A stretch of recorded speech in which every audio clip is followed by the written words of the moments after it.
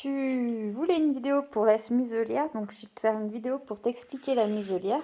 Donc déjà, tu as plusieurs types de muselières. Tu as les muselières cage plastique ou métallique et les muselières nylon. En fonction de l'utilisation, tu prendras ou celle-là ou celle-là.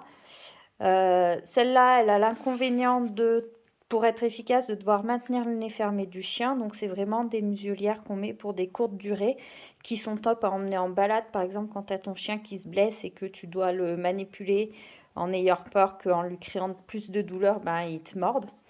Et celle-là, on la met dans les cas où le chien doit garder la muselière un moment, parce qu'elle lui permet d'ouvrir la bouche pour halter et de boire même en étant muselé. Voilà, les muselières, on les utilise pour mettre autant le chien que le maître en sécurité.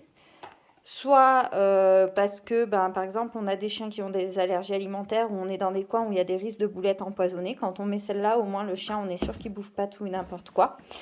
On peut aussi les mettre dans des cas où moi je l'utilise sur Malia, parce que quand je suis en agility, elle aime tellement ça que quand je travaille un autre chien, elle détruit tout ce qu'elle a à portée de la bouche.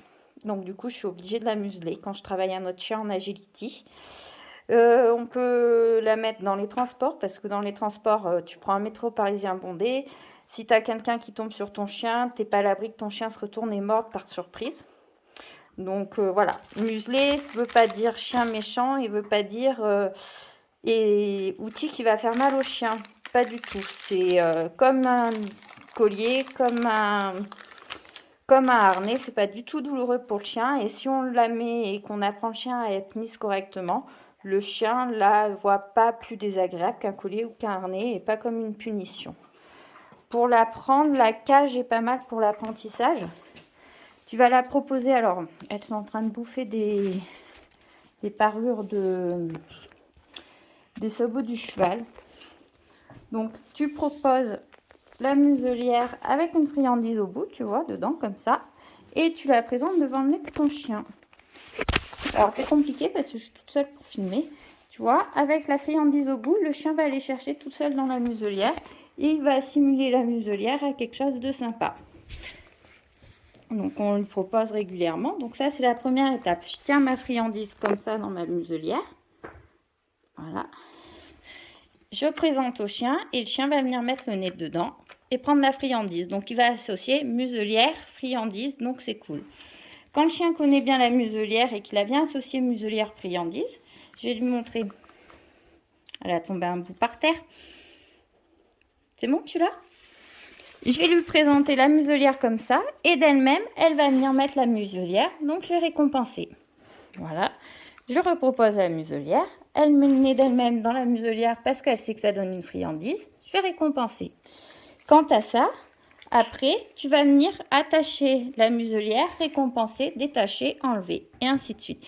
Et si tu le fais régulièrement, en une semaine, ça peut être réglé, tu vois. Moi, elle ne se pose pas de questions, elle vient toute seule. Oh, t'attends ta friandise, oui. Voilà. Et tu vois, elle n'en a pas peur, elle ne le voit pas comme quelque chose de méchant, tu vois. D'elle-même, elle vient la mettre parce qu'elle sait que la muselière égale friandise, donc c'est super cool. Voilà. Pour te dire à quel point ça se fait vite. Et en une semaine, ça peut être réglé. Même moins si tu le travailles plusieurs fois par jour. Oui, Nova. Même moins si tu le travailles plusieurs fois par jour.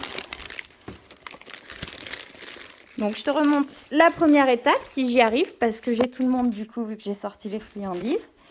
Tu mets bien ta friandise dans ta muselière au début. Voilà. Et tu proposes comme ça. Voilà. Et tu verras qu'après, ton chien supportera très bien la muselière parce qu'il l'aura associée à la friandise, comme le collier, comme le harnais, ça deviendra habituel. La taille de muselière va dépendre de la taille du nez de ton chien. Elle va aussi dépendre aussi de ce que ton chien supporte. Pour Malia, la première fois, je lui avais pris une muselière pile à sa taille très ajustée et elle ne la supportait pas. Et quand je suis passée sur la taille de muselière pour les Rottweiler, donc celle-là, c'est une taille 5, Malia la supportait mieux. Donc ça va dépendre de ton chien, donc faut essayer.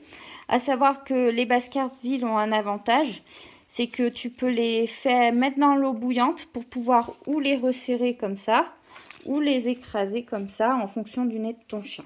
Voilà.